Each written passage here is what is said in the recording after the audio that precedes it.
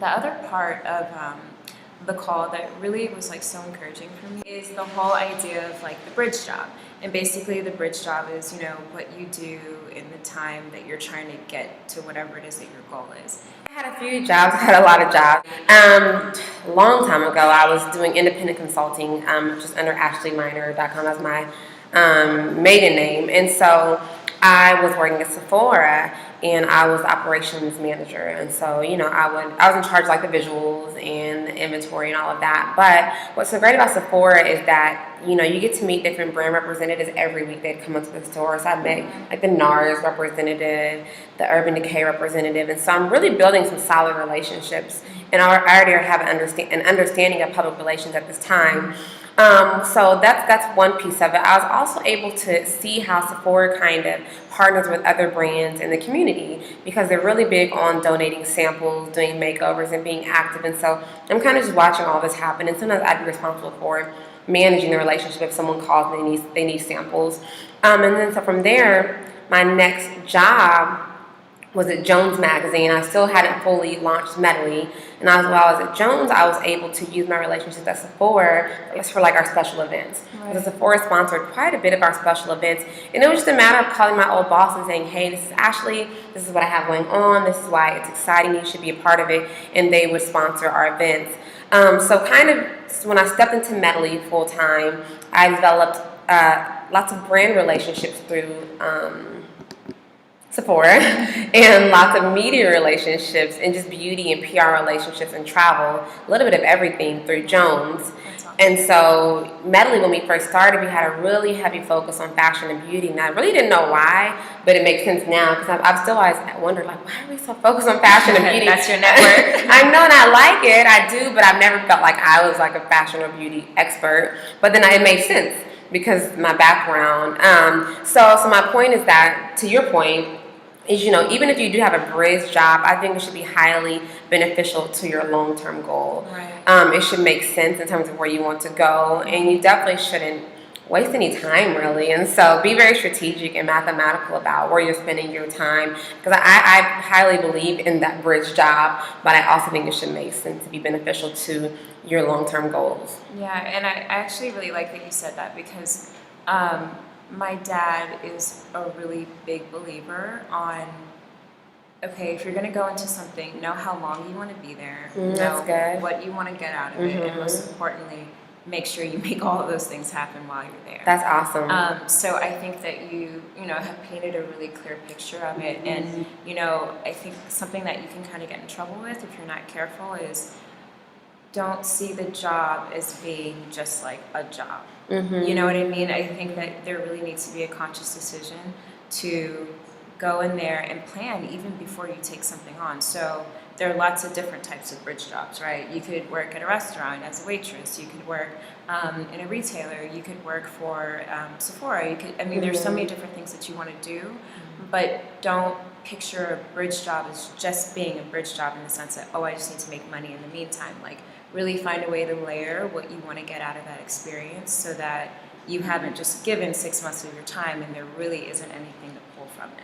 I think that that's something that you know, we have to be careful with. So yeah. I agree. I think that you know, in doing that, you have to really find the balance, because I think that's probably the biggest struggle, is that, you know, you're working this full-time job, but then you do literally have to map time into your calendar to work on your developing business. Yeah. So whether that's on the weekends or during the evening, I think coming up with a schedule that is specific time for your, you know, your other dream, your other big picture is key, because that's probably the biggest struggle that I see with aspiring entrepreneurs who have a full-time job, is being a challenge to manage both. And I understand. When I was at Jones, I was able to work from home, and that helped hugely. That's a great start. Yeah, it was a great start. So anytime you can have a flexible job, that's great.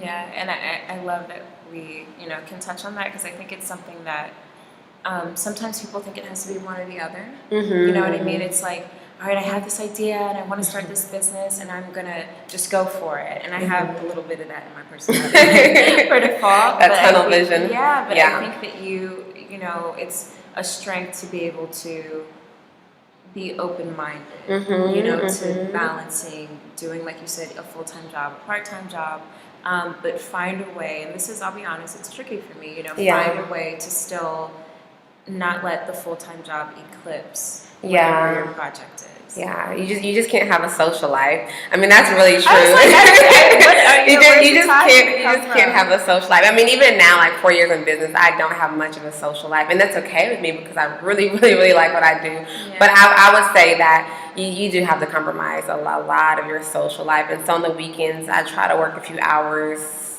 each weekend. I've gotten much better because I used to work all through the weekend, and so I don't recommend an unhealthy work schedule, but I do know that it takes more commitment than just the everyday. Yeah. But it's hard. It's hard. It's really hard. I would not say it was easy at all. Yeah, and I think that that's kind of something that I'm a little paranoid about, to be honest with you, like finding the work-life balance, because it's not a situation like when you're an entrepreneur and you have that spirit of wanting to create your own projects, like there is no stop time. It's not you go to an office and you clock in and you clock out or whatever. Like you literally can, especially with social media and like just online platforms, you can be working on it all the time now. So it's an interesting balance to find, and I think it's cool that you've planned it. But is there something that you do, like you actually map it out? Do you have a calendar? Like how have you been able to juggle? I think the most important thing to do is to set boundaries. And so everyone has different boundaries. Like mine, I used to, this was really bad. I would like literally roll over and wake up and turn my computer Oh, on. I'm definitely that person. That's bad. That That's really bad because I would realize how that would just set up like a really bad habit for my entire day. Right. So I look up at like at 2 p.m. and I have not moved and done anything I need to do. You're not hungry. You're like, I don't even have to go to the bathroom. Yeah, I mean, so you have to stop that. You have to stop that. And so now what I do is I don't even look at my phone. I'll, turn my alarm off, and then I'll just go straight to getting dressed, getting breakfast, taking my dogs out. Then I wait until I get into the office, and then I get on my phone, my computer. That's helped me hugely.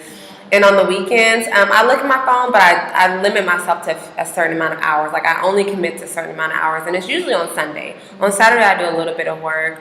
On Friday evenings, I usually don't do any work. It's just not going to happen. And so those few things have really helped me. I may have talked to you about this before, but on Mondays and Fridays, I don't take any meetings, just no exceptions. Oh, really? I just don't take meetings. Oh, that's good. And it's helped me because, Monday you're getting in, you're planning your week. And on Friday, we actually do a lot of personal things. We shut down our offices at 3, but these girls are so dedicated that we usually don't leave at 3. But when we do leave, the idea is we don't have time during the week to run personal errands because our hours are from 9 a.m. to 6 p.m. So the idea is to give us some time to take care of some personal things.